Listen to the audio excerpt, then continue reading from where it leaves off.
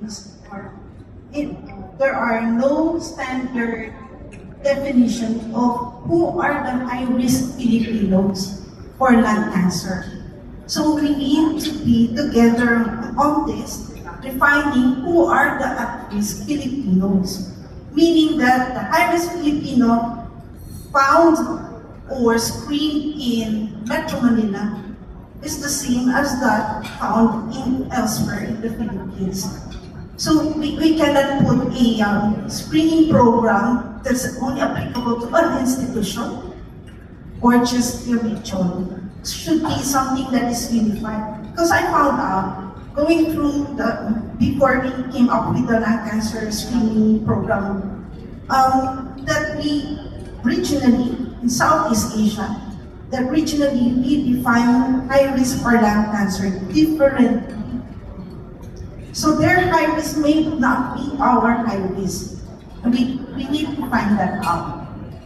And that is a collaborative work between experts.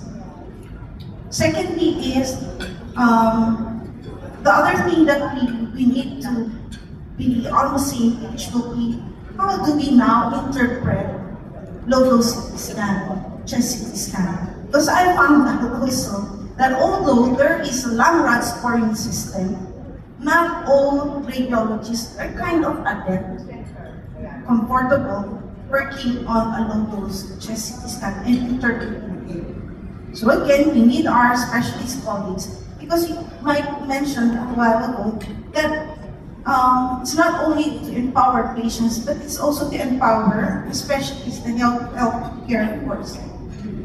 We need to be experts. We need to be trained. We need to be unified in that, because screening will move forward if we have the correct patient, we do our diagnostic correctly, interpret correctly, and then treatment moves on.